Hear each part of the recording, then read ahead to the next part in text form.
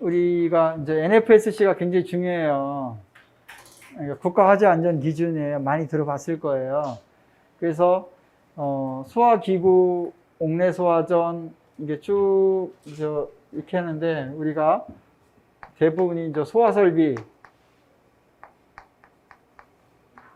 소화설비는 NFSC 101에서 1100까지 가고 있어요. 그리고 이제 소화설비 NF 101인데 이제 101 같은 경우는 여기서 보는 것처럼 소화기구 및 자동 소화장치 이렇게 되고 있고요. NFP에는 이제 10번으로 분류를 하고 있죠. 근데 이걸 적어 놓은 이유는 뭐냐면 우리나라에서 뭐 기준을 만들어 놨지만 사실적으로 외국에서는 좀 더 디테일하게 기준을 만들어 놨어요. 그렇기 때문에 우리가 좀 반영이 안 되는 부분들도 있고 또 이런 부분들이 있는데 그 문제점들에 대해서는 우리가 일부적으로 가져왔기 때문에 문제가 되는 부분들이 상당히 있거든요. 그렇기 때문에 그런 부분들은 같이 나중에 이제 공부를 할 때 개선 대책으로 같이 넣으면은 좋겠다. 같이 보면 그런 부분에서 넣은 거고요. 옥내 소화전 설비 NFS 10인데 이거 기준 개정됐죠. 최근에 기준 개정됐는데 이제 이거 같은 경우도 저 같은 경우는 이렇게 NFSC다 그러면 쭉 이렇게 NFSC 놓고 이게 최근서부터 이게 코드별로 뭐 201 최근에는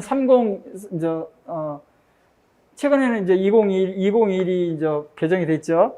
그리고 202도 개정이 되고 이게 비상 경보 설비인데 202 개정된 거대로 이렇게 쭉 적어놨어요. 네? 적어놓고 여기 왜냐하면 이렇게 소방방재청이나 들어가거나 이렇게 법령집에 들어가면은 이 최신 기준 개정된 거를 최신 기준 개정된 거를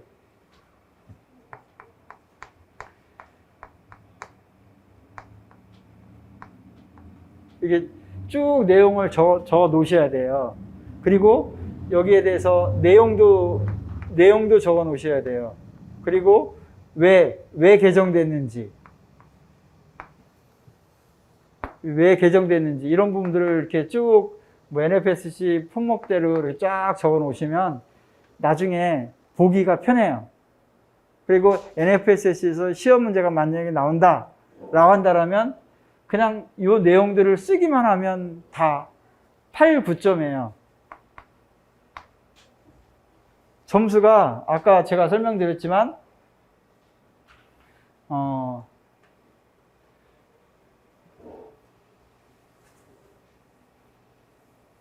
법이 점수가 제일 받기 쉬워요. 기술 기준이라든지 어떤 메커니즘 뭐 이런 부분들을 적어놓고 한다면 우리가 10점짜리다 그러면 우리가 한 50점 정도뿐이 안 줘요. 점수 한 55점 정도 이렇게. 그렇기 때문에 그렇지만 법은 내가 확실히 이해하고 적어놓으면 개정된 걸 적어놓으면 뭐 8, 90점 정도 뭐 어떻게 할 수가 없잖아요. 그렇죠? 그런 부분들을 확실하다 이런 부분들을 적어놓으시면 될 것 같고요. 그리고 우리 많이 쓰는 게 이제 스프링클러 설비 화재 안전기준 103이 있어요. 이게 시험 문제 좀 나는 부분인데 이제 이 부분은 이제 NFPA 13번 이 부분들이 있어요. 그리고 간이 스프링클러 설비서부터 쭉 있는데 가장 중요한 거는 요번에 시험 문제 안 났던 거는 이게 시험 문제가 아직 안 났어요. 고체 에어로졸 소화 설비. 그리고 옥내 소화전 설비 요거 지금 개정이 됐는데 아직 이제 시험 문제 안 났고요. 그리고 스프링클러 설비하고 뭐 ESFR 그리고 이제 할로겐 화합물 설비 이거는 시험 문제 단골적으로 우리 수방기술사 시험에는 꼭 나는 거예요. 그리고 NFPA 2001 있잖아요. 이거는 국내는 할로겐 화합물 소화설비 NFS 107A로 나와 있지만 NFPA는 2001로 기준으로 해서 실질적으로 배관 높이에 따라서 시험을 한다. 이렇게 하면 될 것 같고요. 그리고 이제 소방시설법의 별표 1에 보면은 소화설비는 물 또는 그 밖에 소화약제를 사용하여 소화하는 기계, 기구 또는 설비로서 단 강모의 것이다 라고 해서 이렇게 분류를 딱 해놨어요. 소화기구, 자동 소화장치, 옥내 소화전 설비, 스프링클러 설비, 물분무 등 소화 설비, 옥외 소화전 설비 이렇게 딱 분류를 해놨어요. 별표 1에. 그러면 요번에 그 소공간용 소화연구는 소화기구잖아요. 근데 이게 KFI 기준에서 형식 승인 기준으로 바뀌었다고 했잖아요. 8월 4일 날 2022년도. 그러면 소화기구에는 이런 부분들이 포함되는데 간이 소화연구에 포함되더라. 이렇게 생각하시면 될 것 같고요. 자동 소화장치는 6가지가 있어요. 6가지. 6가지가 있었는데 그간 그 상업용 주방 자동 소화장치 법제화되지 않았다가 우리가 그 남양주 화재라든지 덕트 화재 있잖아요.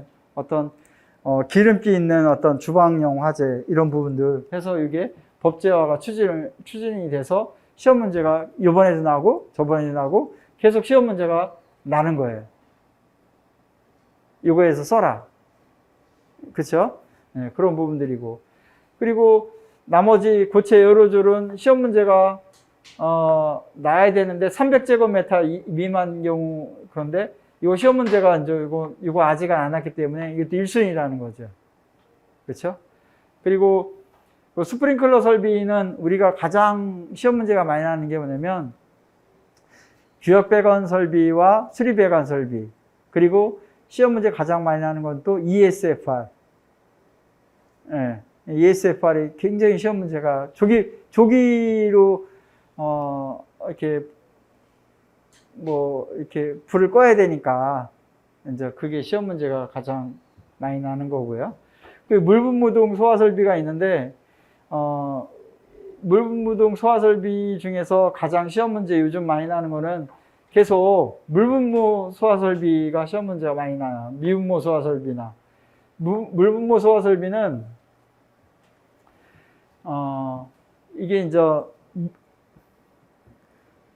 스프링클러 설비는 이제 스프링클러 설비보다 물분무 소화 설비가 그 물방울이 좀 작잖아요. 그렇죠? 그리고 미분무 소화 설비는 더 작잖아요.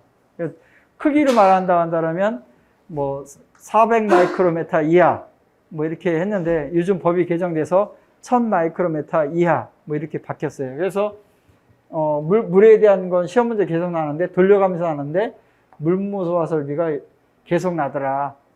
예. 그리고 이제 이산화탄소 소화 설비가 있는데 이거 지금 이거 인명 피해가 굉장히 많이 났잖아요.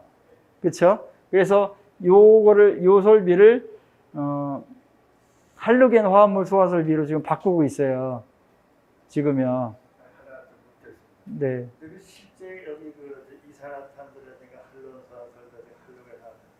이게 실제 현장에서 많이 설치가 돼가지고 쓰고 있어요. 이산화탄소 법적으로 설치를 하게끔 되어 있는데 실질적으로 할로겐 화합물 소화 설비라든지 불활성에서 많이 쓰고 있어요. 저희 쪽에서도 성능위주 설계 대상 건축물에서는 어디에 그런 거 많이 쓰니까 건물하면서도 이게 많이 쓰이는 건지 덜 쓰이는 건지 어디 쓰이는 건지 네. 잘 모르겠어요. 네, 보통 이제 할로겐 화합물 같은 경우는 저희 그 성능위주 설계 대상이라고 아까 말씀드렸는데 전기실이라든지 뭐 기계실이라든지 뭐 이런 부분들에 주로 많이 쓰고 있어요. 규모는 그렇게 크지가 않아요. 그렇죠. 규모는 크진 않죠. 그런 부분들이고 그리고 이제 분마 소화 설비는 뭐 시험 문제 요즘은 잘 안 나요. 옥외 소화전 설비 이런 부분들이 있고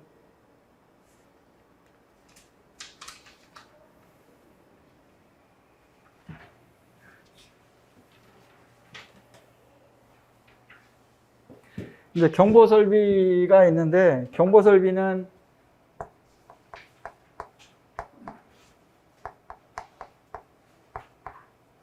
이제 NFSC 201에서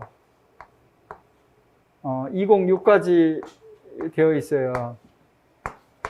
근데 지금 비상 경보 설비하고 단독 경보 감지 같이 되어 있는데, 지금 비상 경보 설비가 기준이 바뀌었죠. 바뀌려고 지금 개정안이 되고 있는데, 이게 이제 우선 경보 방식이라고 해갖고 5층 이상 3,000제곱미터 이상인 경우에는 옛날 같은 경우는 직상 발화를 하고 있어요. 근데 화재층에서 4계층 이상 이렇게 지금 이게 지금 전부 다 바뀌어져 가고 있는 추세고, 아울러서 비상 방수 설비하고 이런 부분들은 단락이 됐었을 때 그 화재층 외에는 계속 방송이 되고 경보를 하게끔 해라 라는 게 지금 바뀌어져 있어요. 왜 그러냐면 피난 안전성을 확보하기 위해서. 그래서 이게 지금 기준이 개정됐기 때문에 10점짜리로 시험 문제가 날 수가 있는 상황입니다. 그리고 자동화재 탐지 설비 및 시각경보 장치가 이렇게 되어 있고요. 근데 NFPA는 72로 되어 있어요. 우리는 203인데 NFPA는 72로 되어 있는데, NFPA 72 같은 경우는 대표적으로 클래스 A, B, C, D, E, 뭐 X 이런 부분들로 되어 있는데, 이거 시험 문제 아직은 안 났지만 이번에 간략하게 조금 났지만 또 한 번 25점짜리로 날 수가 있어요. 그래서 이 부분들은 좀 NFPA 72와 국내 203은 같이 한번 봐줘야 되겠다, 이런 부분을 말씀드린 거고요. 소포 설비는 204로 구분이 되어 있어요. 그리고 누전 경보기는 NFSC 205로 되어 있는데, 이거는 시험 문제가 날 때가 돼 있어요. 이게 왜냐면 수방 길사 문제가 이렇게 조금 이렇게 반복적으로 몇 년 있다 한 번 나고 몇 년 있다 한 번 나는데, 누전 경보기 화재 안전 기준하고 누전 차단기하고 같이 보셔야 돼요. 이거는요. 누전 차단기하고. 그래서 이런 부분들을 좀 같이 보셔야 된다라는 거 얘기하는 거고요. 가스 누설 경보기 화재 안전 기준은 NFSC 206 되어 있고, CO에 대해서 이게 이제 저번에 강원도에서 이렇게 소방관 이렇게 돌아가신 적이 있잖아요. CO 가스. 그래서 이런 부분들 되어 있고, 그리고 이제 피난 설비가 있어요. 피난 설비.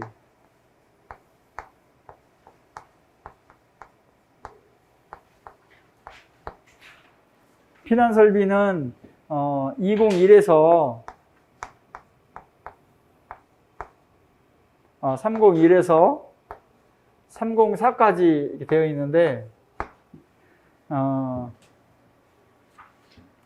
피난 기구는 아까 25점짜리로 아까 표 제가 설명드려 있잖아요. 왕관기라든지. 그거는 반복적으로 시험 문제가 계속 나는 거예요. 25점짜리로. 굉장히 중요한 겁니다. 그래서 피난 기구, 그리고 인명 구조 기구 이 부분이 있는데, 이것도 시험 문제가 날 때가 돼 있어요. 인명 구조 기구가 뭐냐, 그리고 대상이 뭐냐, 이런 부분들, 이런 부분들, 요거는 시험 문제가 날 때가 돼 있는데, 하고, 그리고 이제 203은 유도동 및 유동 표지 이렇게 돼 있는데, 요번에 그 유도동 기준 바뀌었잖아요. 그쵸?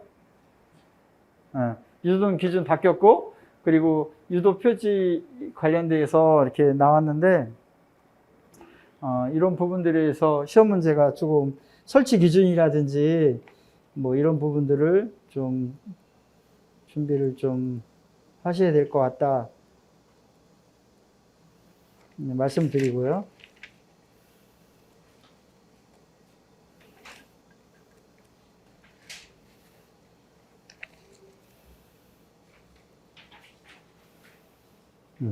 그리고 비상조명등 화재안전기준 이렇게 되어 있고, 이 비상조명등도 이 시험 문제가 좀 어려울 수가 있는데, 국내 기준은 보통 일럭스예요. 터널이라든지, 피난, 안전구역은 10럭스 이상이에요. 10럭스 이상. 피난 안전구역이라든지 터널은 10럭스 이상이에요. 근데 이 럭스가 우리는 최하인데, 이게 이제 KS 기준하고 NFPA 기준은 최하, 평균 기준이 딱 되어 있어요. 근데 우리는 그냥 최하 1럭스, 뭐 터널이나 피난 안전구역은 10럭스 이상 이렇게 되어 있기 때문에 이런 부분들도 터널 관련해서 가끔 시험 문제가 나오고 있긴 해요. 그래서 이런 부분들. 근데 NFPA까지 비교를 해라. 최근에 123회인가 4회인가 시험 문제가 25점짜리 났어요. 그래서 그냥 그 개념에서 알고 계시면 될 것 같고요. 소화용수설비가 있는데,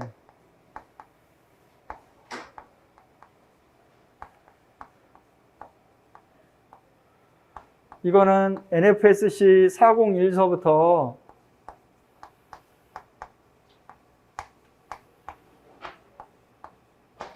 402까지 되어 있고요. 그리고 여기서 이제 경보설비는 이제 별표 1에 보면 화재 발생을 통보하는 기계, 기구 또는 설비라고 했는데, 단독경보용 감지기, 비상경보설비, 시각경보기, 해서 가스조절 경보기 이렇게 분류를 하고 있고요. 피난구조설비는 화재가 발생한 경우 피난을 하기 위해서 사용하는 기구로서 이렇게 분류되어 있습니다. 그래서 아까 인명구조기구 시험 문제 난다고 했는데, 이 종류, 그리고 설치 대상이 있어요. 이런 것들이 어디에 설치가 되는지. 이거 시험 문제 날 때 했어요, 이것도. 그리고 유도등은 뭐 이렇게 되어 있고요. 비상주변, 휴대용 비상주변도 되어 있고, 소화용 설비는 이렇게 되어 있고요.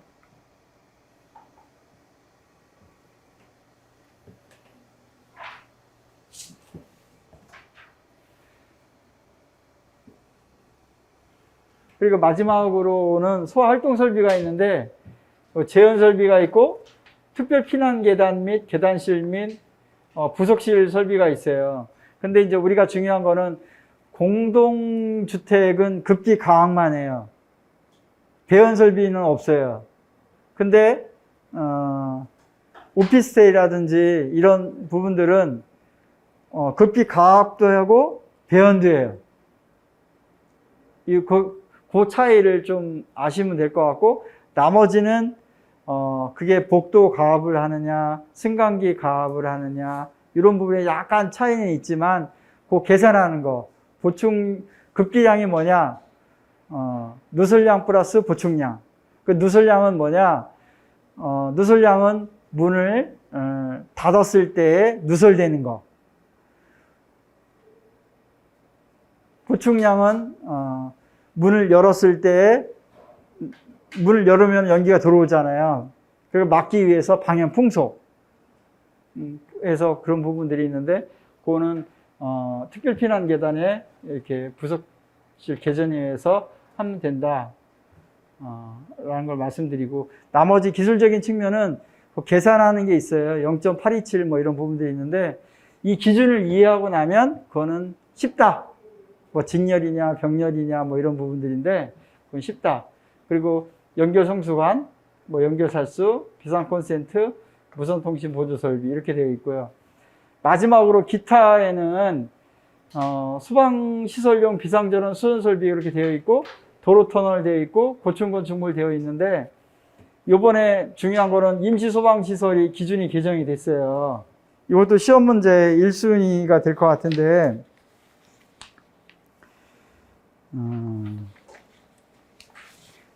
임시 소방 시설 같은 경우는 이게 어떻게 바뀌냐면, 개정 안에 지금 개정 안으로 돼 있어요. 건설 현장의 화재 안전 기준.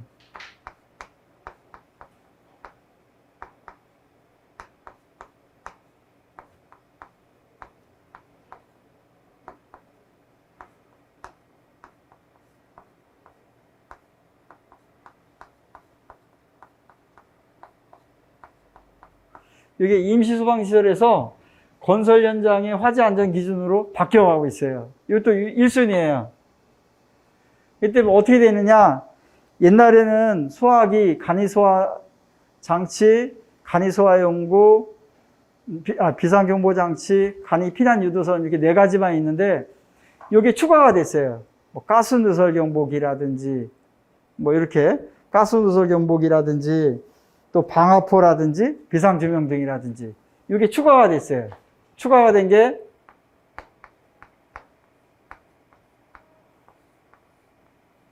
뭐 가스 누설 경보기라든지 방화포라든지 그리고 비상 조명등이라든지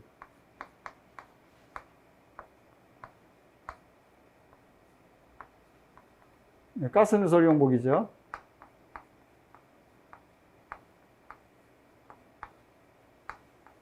그래서 이 제목이 바뀌고 지금 기준 안으로 지금 하기 때문에 추가가 되고, 이 때문에 이런 부분들은 좀 눈여겨서 보셔야 된다라는 거죠.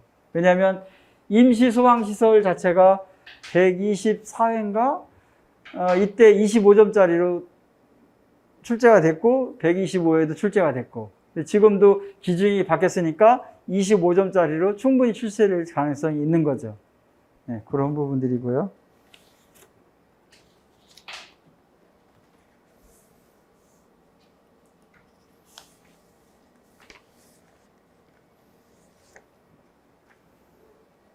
네. 그러면 뭐 특정 소방 대상물은 아까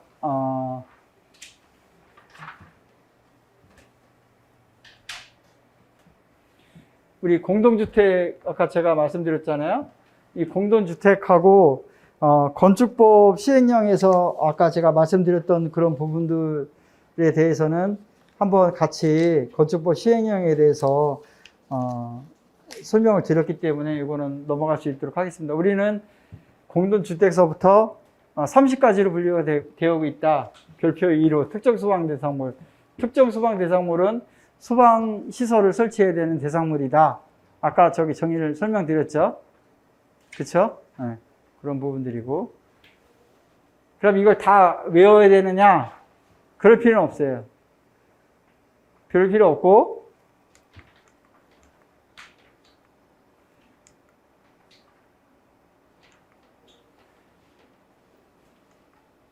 이거 지하구라든지 문화재라든지 뭐 부가건축물, 문화재는 그냥 아는 거니까 지하구라든지 부가건축물이 뭐냐, 요 정도만 아시면 될 것 같습니다.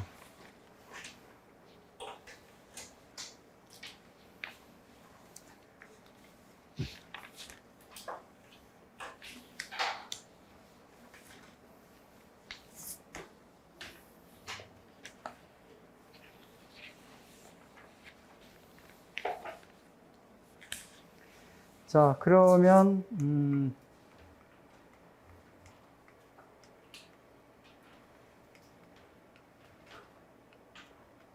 네, 그러면 거의 다 오늘 제가 준비했던 사항들은 다 말씀드렸고요. 그리고 아까 추가적으로 성능 위주 설계 대상이다. 성능 위주 설계 대상.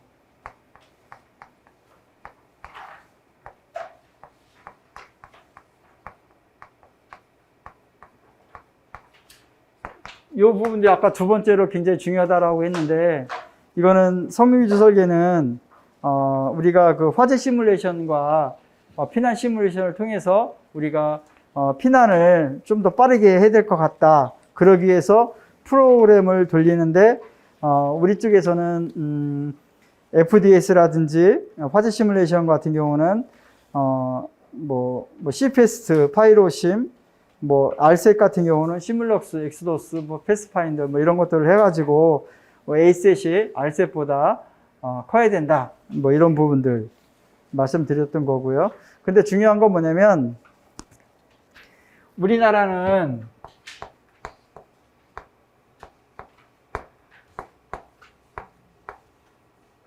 그 A셋 A셋, 우리가 available, safe egress time인데, 그 화재 시뮬레이션 했을 때 우리나라 NFPA 101인데, 우리나라는 그냥 호열과도, 뭐 호흡 한계선이라든지, 뭐 열에 의한 영향이라든지, 독성에 의한 영향, 가시거리에 대한 영향, 요것만 되어 있어요. 근데 원래 NFPA 101에서는 소방관의 인명안전, 그리고 재산보호, 이런 부분까지 NFPA 101이 같이 되어 있어요. 그렇기 때문에 국내에서는 완전 다 도입이 된 게 아니다. 이런 부분들 아시면 될 것 같고요. 그리고 그런 부분들에 대해서 우리가 어떻게 좀 개선을 하면 좋겠느냐, 뭐 이런 부분들도 같이 소방관의 인명안전도 필요하다. 우리 물류창고에 보면은 소방관 뭐 이렇게 불 끄시다가 돌아가시고 막 그러시잖아요. 그래서 그런 부분도 같이 필요하다. 그리고 피난 가능 시간은 뭐 사무실, 상점, 뭐 기숙사, 호텔, 병원 뭐 이런 부분들에 따라서 W1, 2, 3 뭐 이런 부분들이 이렇게 되어 있는데 이런 부분들에 대해서 표니까 그냥 암기 사항이고 피난 시뮬레이션을 어떻게 하면 줄이냐, 좀 피난 시간을 단축시킬 수 있느냐. 그러려면 뭐 당연히 피난 뭐 도로 뭐 피난 복도가 좀 넓어야 되고 피난 계단이 넓어야 되고 수용 인원을 고려해야 되고 뭐 막다른 골목도 한계성을 이렇게 좀 더 이렇게 짧게 해야 되고 뭐 이런 부분들이 있으니까 그런 부분도 같이 준비하면 될 것 같습니다. 그래서 오늘은 제목을 조금 원래대로 돌아가면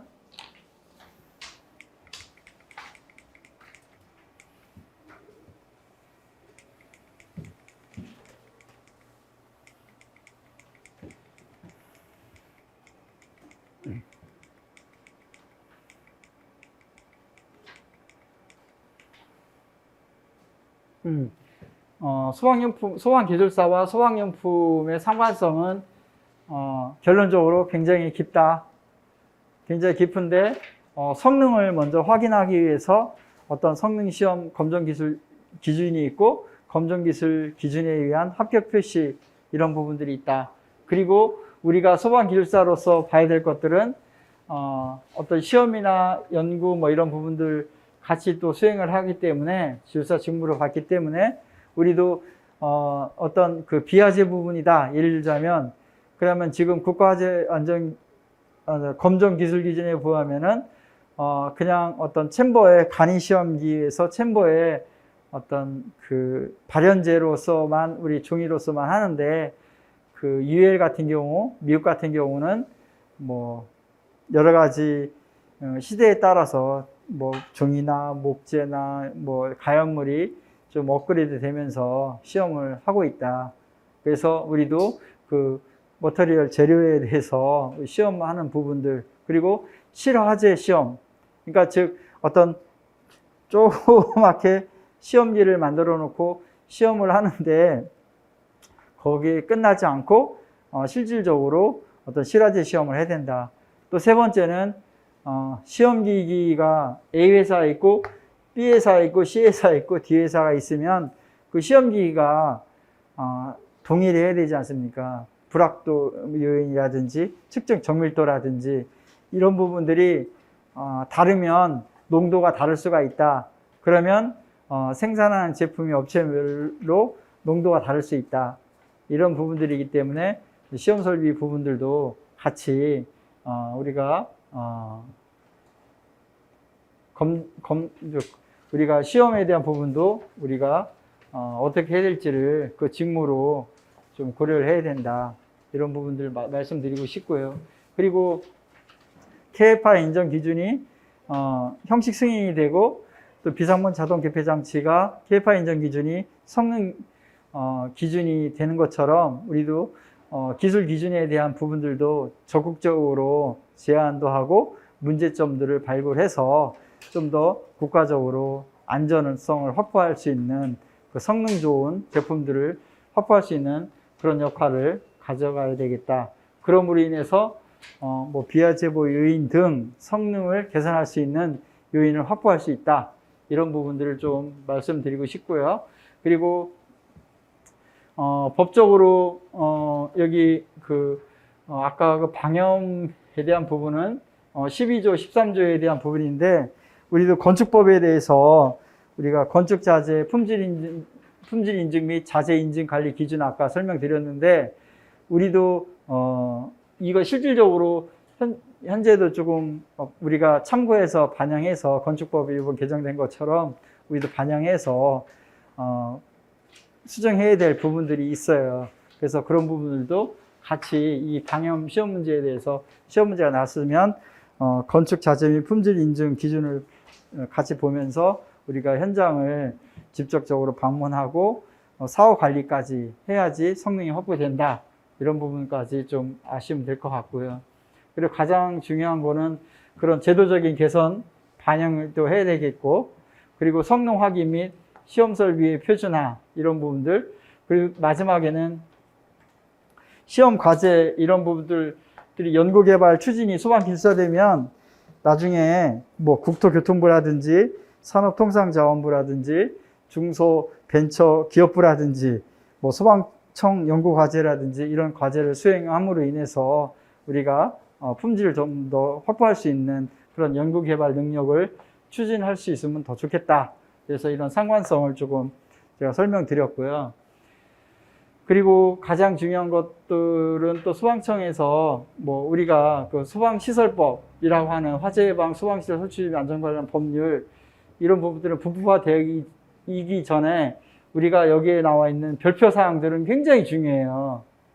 공부하시면서 이 첫 번째는 소방시설이 아까 제가 분류를 설명드렸지만 소방시설이 어떻게 분류가 되고 그리고 특정 소방 대상물은 소방시설 설치해야 되는 대상물인데 어떻게 되는지, 소방용품은 뭔지, 수용인원 산전 방법은 뭔지, 그리고 임시소방시설 종류와 설치 기준, 뭐 이런 부분들에 대해서 면제 기준,